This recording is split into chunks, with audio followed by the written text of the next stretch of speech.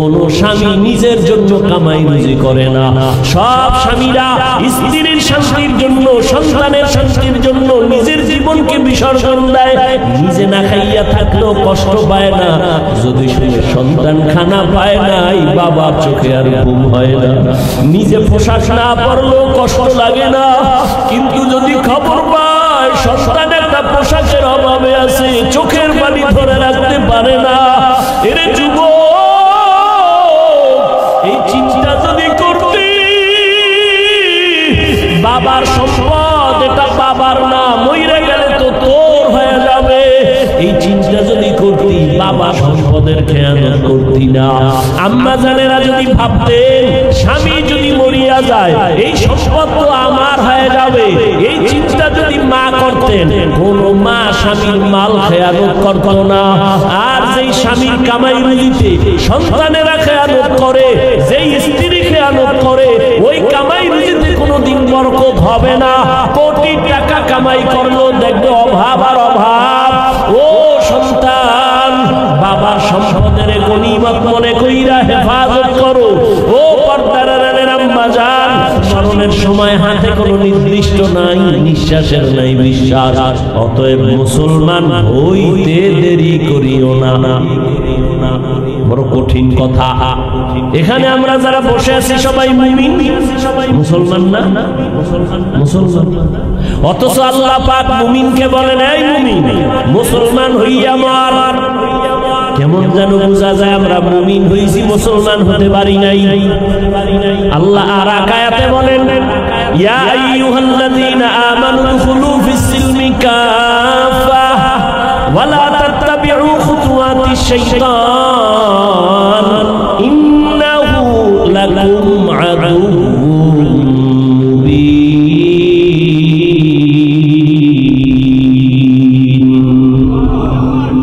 ও মুমিনেরা, ইসলামের মধ্যে পরিপূর্ণ ঢুকে যাও। আল্লাহ আর একটা আয়াতে আরো স্পষ্ট করে বলেন, ইয়া আইয়ুহাল্লাযীনা আমানু আমিনু বিল্লাহি ওয়া রাসূলিহি। ও মুমিন, আল্লাহর উপরে রাসূলের উপর ঈমান আনো। আরে আমরা তো মুমিন হইছি আল্লাহ এবং রাসূলের উপর ঈমান আনার কারণেই তো আমরা মুমিন। আল্লাহ আবার মুমিনের কই ঈমান আন, মুমিনের আল্লাহ ডবল করে ঈমান আনতে বললেন কেন? আল্লাহ তো জানেন এমন একটা যুগ আসবে আমার নবী বিদায়ের পরে, দুনিয়ার মুসলমানেরা নিজেরা দ্বন্দ্ব করবে ধর্ম নিয়ে। বেঈমানের লাগে দ্বন্দ্ব না করে করবে মুমিনে মুমিন, শুধু শুধু হিংসার বশীভূত হইয়া তর্ক বিতর্ক করে দলে দলে ভাগ হয়ে যায়। এখানে এত মুসলমান আপনারা আছেন, আমাকে একটা কথার সাক্ষী দেন তো। আল্লাহকে সাক্ষী রেখে আমাকে একটু জবাব দিবেন। যারা বুঝেন দিবেন, পারেন না বুঝেন না চুপ থাকবেন। বাংলাদেশের দাওয়াত ও তাবলীগের দ্বারা ইসলামের কি কি ক্ষতি হয়েছে বলেন তো? সত্য কথাটা বলেন। এই আপনারা কথা বলেন না কেন? সত্য কথা বলবেন, সিনা টান করে এত টেনশন কিসের? মানেন আর না মানেন স্বীকার করেন। দাওয়াত ও তাবলীগের দ্বারা ইসলামের কি ক্ষতি হয়েছে? মুসলমানের ক্ষতি হয়েছে। নাম্বার 2, কওমি মাদ্রাসার দ্বারা এদেশে ইসলামের এবং দেশের মুসলমানের কি কি ক্ষতি হয়েছে? আচ্ছা, যারা হক পীর, ভণ্ডনা, চরমনাই, নানুপুর, উজানি সহ আরো যারা আছে, এদের দ্বারা এই দেশে ইসলামের কি কি ক্ষতি হয়েছে? সবাই একমত? কি একমত? তাবলীগের দ্বারা দেশ, ইসলাম, মুসলমানের কোনো ক্ষতি? কওমি মাদ্রাসার দ্বারা দেশ, ইসলাম, দেশের কোনো মুসলমানের কোনো ক্ষতি? বিরোধিতা করেন কেন? কারণ কি? তাবলীগওয়ালারা কি বলে? গাঁজা খাও। সমস্যা কি? বরং সরকার যে কাজে ব্যর্থ সেই কাজে উলামায়ে কেরাম সার্থক। সরকার কোটি কোটি কোটি কোটি হাজার কোটি টাকা ব্যয় করে স্কুল কলেজের ছেলে মেয়েরা লেখাপড়া করাইয়া র্যাব, আর্মি, পুলিশ বানাইয়া, পোশাক দিয়া, অস্ত্র দিয়া দিল, যাও সন্ত্রাসী বন্ধ করো। মদ বন্ধ করো, নেশা বন্ধ করো, কামিয়াব হতে পারে নাই। আর তাবলীগ ওয়ালারা, পীর মাশায়েখরা, উলামায়ে কেরাম কান্না দিয়া দিয়া পাও দুইরা দুইরা আজকে বুঝায় বাবারা নামাজ পড়ো, পর্দা করো, হালাল খাও, মা বাবার সাথে বেয়াদবি করিও না। উলামায়ে কেরামের নেক নজর নেও, শিক্ষকের দোয়া নিয়া গাও, গুনাহ ছাড়ো, নামাজ পড়ো, কারো হক নষ্ট করবা না, ভাইয়ের হক নষ্ট করিও না, বোনের হক নষ্ট করিও না, সন্তানের হক নষ্ট করিও না। এইভাবে পায়ে ধরে বুঝাইয়া বুঝাইয়া লক্ষ লক্ষ জেনারেল লাইনের মানুষগুলোকে আজকে দাড়িওয়ালা নামাজি ডাকাত ছিল, এখন ডাকাতি করে না, হারাম খাইতো এখন হারাম খায় না, সবার হাতে তসবিহ, মাথায় টুপি, আজান বলে মসজিদে দৌড়ায়। কথা ঠিক? এরপর আলেম ওলামা খারাপ, তোর চোদ্দ গোষ্ঠী খারাপ, তোর অন্তর খারাপ, তোর ঈমান খারাপ। তোর মতো এই দুর্বল ঈমান আল্লাহরে আল্লাহ কয়, ইয়া আইয়ুহাল্লাযীনা আমানু আমিনু বিল্লাহ। এই মুমিন, তোর ঈমানে ভেজাল, নির্ভেজাল ঈমানটারে ঠিক কর। ঈমানের মধ্যে শিরকের গন্ধ আছে, তাড়াতাড়ি শিরক মুক্ত ঈমানটা রেডি কর। আমলের মধ্যে বেদাতির গন্ধ আছে, তাড়াতাড়ি বেদাত মুক্ত আমলকে পরিশুদ্ধ কর। নিকলেগা জামানায়ে আখির আহলে বিদআত, निकलेगा ज़मानाए आखिर अहले बिदाअत, इस्लाम में नई नई बातें कर इजाद, इस्लाम में नई नई बातें कर इजाद। एरे अल्लाहर बान्दारा, मुमिन के अल्लाह बोलेन आबार ईमान आनो। আমরা অনেকে প্রশ্ন করে, নবী দাওয়াত দিয়েছে কাফেরের কাছে, তোমরা কেন মুমিন হইয়া মুসলমান হইয়া আরেক দল মুসলমানের ডবল দাওয়াত দাও? প্রশ্ন আছে না নাই? আল্লাহ কয়, আমি যদি ডবল ঈমান মুমিনের ঈমানের দাওয়াত দিতে পারি ডবল, তাহলে মুসলমান মুসলমানের কেন দাওয়াত দিতে পারবে না?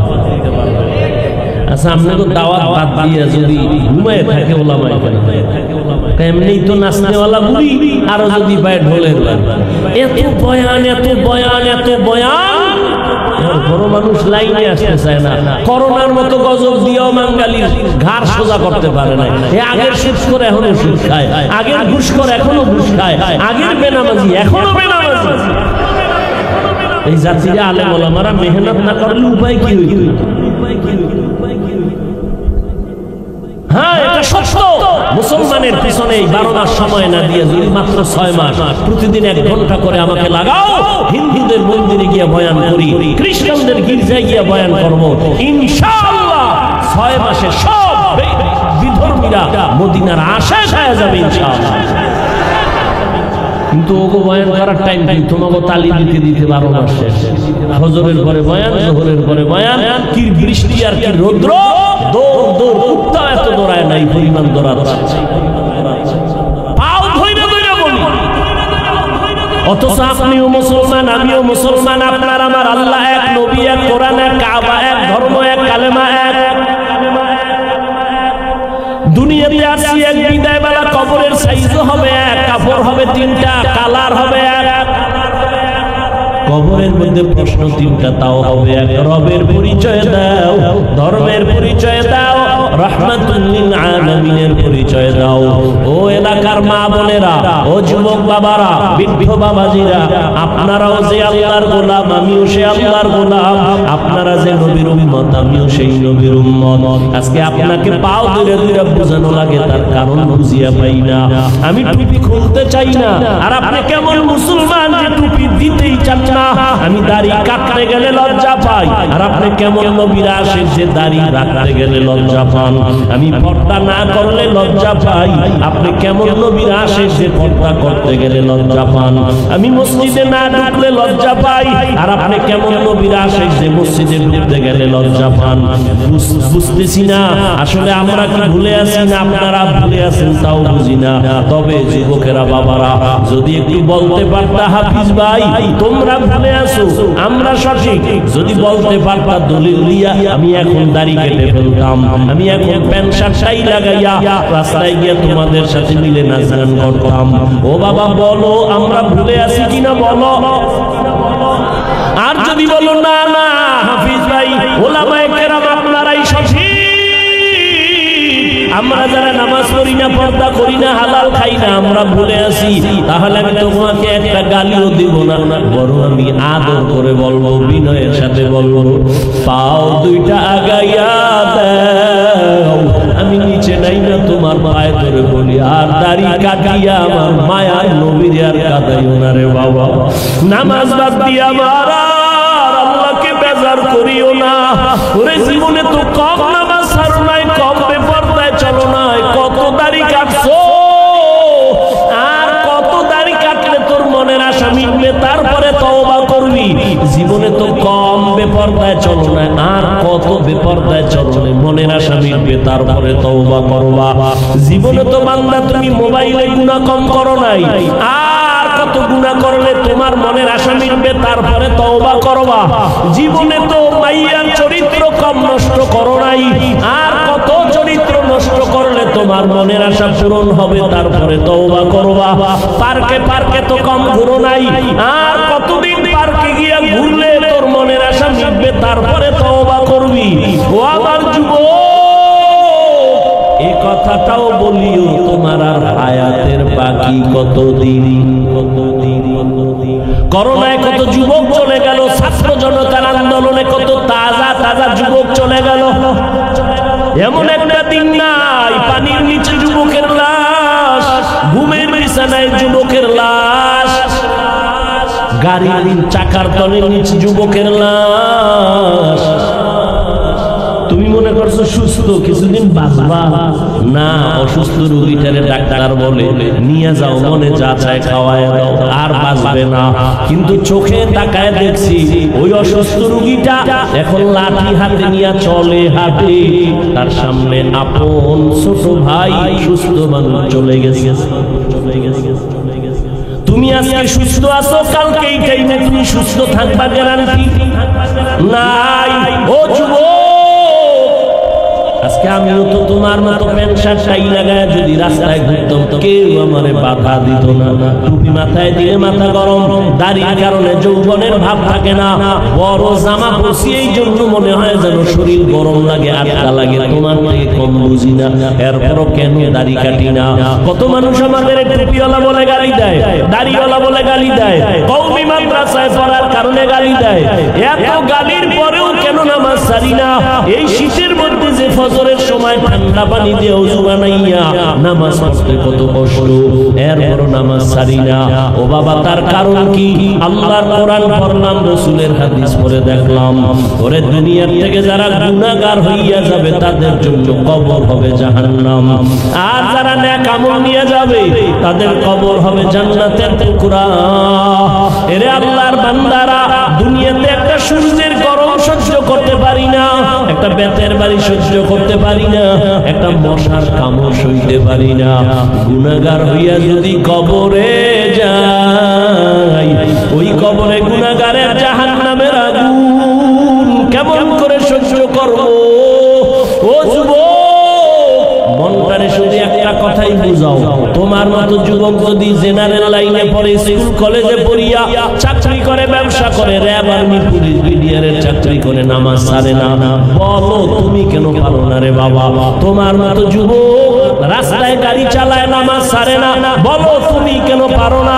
তোমার মতো যুবক ওসি, ডিসি, উকিল, ব্যারিস্টার, প্রফেসর, ডাক্তার, নামাজি আছে না, তুমি কেন পারবা না রে বাবা? তোমার কপালে না জানি কারো অভিশাপ লাগছে।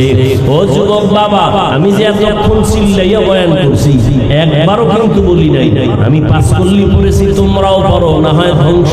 একবারও বলি নাই ভয় নাই, বলবো না আমি কওমি মাদ্রাসার সন্তান।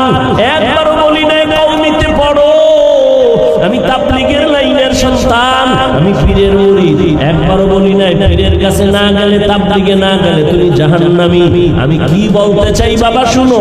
তুমি স্কুলে পড়ো আলহামদুলিল্লাহ, কলেজে পড়ো আলহামদুলিল্লাহ, চাকরি করো, ব্যবসা করো আলহামদুলিল্লাহ, তবে তুমি ডাক্তার হও, ইঞ্জিনিয়ার হও, প্রফেসর হও, ব্যবসায়ী হও, চাকরিজীবী হও, আমার জীবনের তোমার কাছে একটা দাবি সামান্য, ডাক্তার হও, ইঞ্জিনিয়ার হও, ব্যবসায়ী হও, চাকরিজীবী হও, বেয়াদব হইও না। তোমার ব্যবহারে কোনোদিন যেন মা বাবা কষ্ট না পায়, তোমার আচরণে আলেম ওলামা যেন কষ্ট না পায়, তোমার আচরণে কখনো যেন শিক্ষক কষ্ট না পায়। কারণ তুমি ডাক্তার হও আর আমি মাওলানা হই, যাই হই না কেন সফলতার জন্য 3 লাইনের দোয়া লাগবে। 3 জায়গা থেকে দোয়া, মা বাবার দোয়া ছাড়া সফলতা আসবে না, শিক্ষকের দোয়া ছাড়া লেখাপড়ার সফলতা আসবে না, আলেমের দোয়া ছাড়া চরিত্রের কল্যাণ আসবে না। অতএব মা বাবার দোয়া নাও, বেয়াদবি করিও না, শিক্ষকের দোয়া নিয়ে চলো, বেয়াদবি করিও না, ওলামায়ে কেরামের দোয়া নিয়ে আগাও, বেয়াদবি করিও না। জীবনে যা করছো এখনো তওবা করো, কয়দিন আর দুনিয়াতে বাঁচবা। গত বছর এখানে বয়ান চলছিল না, চলে নাই? এবছরও চলতেছে, ইনশাআল্লাহ আগামী বছরও চলবে। কিন্তু একটু বিবেকটাকে জিজ্ঞাসা করো, গত বছর এই ময়দানে বহু মানুষ ছিল, আজকে তারা দুনিয়াতে জিন্দাই নাই। আবার আগামী বছর বয়ান হবে, আজকে যারা আছো আগামী বছর কে এখান থেকে বিয়োগ হয়ে যাবে বলা যায় না রে বাবা। এখনো সময় আছে, তওবা করিয়া নাও। ও আমার যুবক বাবারা, ও পর্দার আড়ালের মা বোনেরা, এরে আম্মা জান, আপনাদের সন্তানদের যত বয়ান শুনাইলাম, আপনারা যদি দোয়া না করেন, চেষ্টা না করেন, এই বয়ান সন্তানের জীবনে বাস্তবায়ন করা সম্ভব হবে না। কারণ আপনারাই তো সন্তানের গাছ, সন্তান হলো আপনাদের ফল। গাছ ভালো হলেই তো ফল ভালো হবে। এই দুনিয়ায় ভালো ভালো যত সন্তান আসছে, দুনিয়ার লাইনে বলেন আর আখিরাতের লাইনে বলেন, সব মায়ের অবদানের কারণে। এসপি সাহেবের ব্যবহার ভালো, মায়ের অবদান। ডিসি সাহেবের আচরণ ভালো, মায়ের অবদান। আলেমের আচরণ ভালো, মায়ের অবদান। প্রফেসরের আচরণ ভালো, মায়ের অবদান। এরে আম্মা জান, এই কারণেই তো আপনাদের মর্যাদা। আপনারা নবী না নবীদের মায়ের মতো দামি, আপনারা সাহাবায়ে কেরামদের মায়ের মতো দামি, আপনারা আয়েশা রাদিয়াল্লাহু আনহার মতো দামি নারী, ফাতেমা রাদিয়াল্লাহু আনহার মতো দামি নারী, খাদিজা রাদিয়াল্লাহু তাআলা আনহার মতো দামি নারী, ইসমাঈল নবীর মা হাজরা আলাইহা সালামের মতো দামি নারী, ঈসা নবীর মা মারইয়াম আলাইহা সালামের মতো দামি নারী। এই দুনিয়ার এক দুশমন, আল্লাহর বড় দুশমন ফেরাউন, জানেন নি তার স্ত্রীর নাম কি? আসিয়া। এত বড় বেঈমানের ঘরে থেকে আমার আল্লাহর এত পেয়ারা হয়ে গেলেন। রহমতের নবী বলেন, কিয়ামতের দিন মুহাম্মদের সাথে আসিয়ার সাথে বিবাহ হয়ে যাবে। এরে আম্মা জানেরা, আপনার স্বামী তো ফেরাউনের থেকে খারাপ না। আপনার স্বামী তো বড় কত কষ্ট করে দিন রাত্র শুধু সন্তান যেন আরামে থাকে, স্ত্রী যেন হাসি মুখে থাকে। কোন স্বামী নিজের জন্য কামাই রুজি করে না। সব স্বামীরা স্ত্রীর শান্তির জন্য, সন্তানের শান্তির জন্য নিজের জীবনকে বিসর্জন দেয়। নিজে না খাইয়া থাকলেও কষ্ট পায় না, যদি শুনে সন্তান খানা পায় না, এই বাবার চোখে আর ঘুম হয় না। নিজে পোশাক না পরলেও কষ্ট লাগে না, কিন্তু যদি খবর পায় সন্তান একটা পোশাকের অভাবে আছে, চোখের পানি ধরে রাখতে পারে না। এরে যুবক, এই চিন্তা যদি করতে, বাবার সম্পদ এটা বাবার না, মইরা গেলে তো তোর হয়ে যাবে, এই চিন্তা যদি করতি, বাবার সন্তানের খেয়ানত করত, সম্পদের খেয়ানত করতি না। আম্মা জানেরা যদি ভাবতেন স্বামী যদি মরিয়া যায় এই সম্পদ তো আমার হয়ে যাবে, এই চিন্তা যদি মা করতেন, কোন মা স্বামীর মাল খেয়ানত করত না। আর যেই স্বামীর কামাই রুজিতে সন্তানেরা খেয়ানত করে, যেই স্ত্রী খেয়ানত করে, ওই কামাই রুজিতে কোনোদিন বরকত হবে না। কোটি টাকা কামাই করলো, দেখবে অভাব আর অভাব। ও সন্তান, বাবার সম্পদের গনিমত মনে কইরা হেফাজত করো। ও পর্দার আড়ালের আম্মা জান, স্বামীর মাল আপনার নিজের মাল মনে করে আপনি হেফাজত করেন। আর স্বামীরে যদি নামাজ পড়ে পড়ে দোয়া করতেন, আল্লাহ আমার স্বামী কত কষ্ট করে কামাই রুজি করে, তুমি তার হায়াত বাঁচাও, হেফাজত করো, মুসিবত থেকে হেফাজতে ঘরে আনো, কামাই রুজি করে ঘরে আনতো। আর আপনি যদি স্বামীকে নামাজের দাওয়াত দিতেন আর বলতেন, স্বামী আমি আমার মা বাবার মায়া ত্যাগ করে তোমার ঘরে আসি, কষ্ট করে আসি, না খাইয়া থাকলেও আসি, খাইয়া থাকলেও আসি, তবে আমার জীবনের একটা দাবি, কোনোদিন হারাম মাল কামাই করবা না, হারাম টাকা ঘরে আনবা না, হারাম খাইয়া নিজেদের রক্ত নাপাক করবো না, সন্তানের রক্ত নাপাক করতে দিব না। যদি মা স্বামীদের বুঝাইতে, কোন স্বামী হারাম মাল ঘরে নেওয়ার সাহস পেত না। আর একটা কথা জেনে রাখবেন, সন্তানের যেই মা বাবায় হারাম খাওয়াইয়া বড় বানাবে, ওই সন্তান কোনোদিন মা বাবার খেদমত করবে না। এখনো সময় আছে আম্মা জান, আপনার সন্তানকে আদর্শ ডাক্তার বানান, আদর্শ ইঞ্জিনিয়ার বানান, আদর্শ প্রফেসর বানান। আপনার সন্তানের আচরণে যেন আলেম ওলামারা খুশি হয়ে দোয়া করে, শিক্ষক খুশি হয়ে দোয়া করে। এই জমিনে এক মিনিট একটা ঘটনা শোনাই, আপনারা হয়তো অনেকে জানেন, জমিনের একজন আল্লাহর ওলি মদিনাতুল মুনাওয়ারা থেকে ভারতের জমিনে আসেন কালেমার দাওয়াত নিয়া, খাজা মঈনুদ্দিন চিশতি আজমিরি রাহমাতুল্লাহি আলাইহি। মানুষের দাঁড়ে দাঁড়িয়ে গিয়ে দাওয়াত দেয়। এক পর্যায়ে লক্ষ লক্ষ লক্ষ লক্ষ বিধর্মী খাজা মঈনুদ্দিন চিশতি আজমিরির হাতে মুসলমান হয়ে গেল। আজমিরি রাহমাতুল্লাহ আলাইহি বাসায় গেলেন, মায়ের সামনে খুব আনন্দ হাসি। আম্মা জান জিগায়, এই মঈনুদ্দিন এত আনন্দ কেন? মঈনুদ্দিন বলে, মা বহু বিধর্মী আমার হাতে কালেমা পড়েছে। মা ডাক দিয়ে কয়, রে মঈনুদ্দিন, এগুলো তোমার বাহাদুরি না, আমি মায়ের অবদান। খাজা মঈনুদ্দিন চিশতি আজমিরি কয়, মা তোমার অবদান কি? মা ডাক দিয়ে কয়, বাবা চোখের পানি সিরে সিরে কান্না করে বলে, মঈনুদ্দিন আমার গর্বে যেদিন তুই আসছো, আল্লাহর জাতের কসম আমি মা ঘুমাইতাম না, রাতের গভীরে সিজদায় পড়ে কান্না করতাম আর দোয়া করতাম, হে মালিক আমার গর্বের সন্তান তুমি তোমার কাছে ওলি বানাইয়া পাঠাইও। আমি মা এমন একটা রাত নাই যে কান্না করে দোয়া করি নাই। ও মঈনুদ্দিন, তুই যখন দুনিয়াতে আসছো, আমি মা তোরে যতদিন দুধ পান করাইছি, আল্লাহর কসম এক ফোঁটা দুধও আমি মা তোর মুখে বিনা ওযুতে দেই নাই, আমি ওযু ছাড়া তোরে দুধ পান করাই নাই। ও পর্দার আড়ালের মা, এরাও তো মা, আপনারাও তো মা। মনে কি চায় না একটা ভালো সন্তানের মা হইয়া কবরে যাবেন? আপনার সন্তানের আদর্শের কারণে মানুষ কলিজা ভরে দোয়া করবে, আপনার জন্য দোয়া করবে। এখনো সময় আছে, তওবা করেন।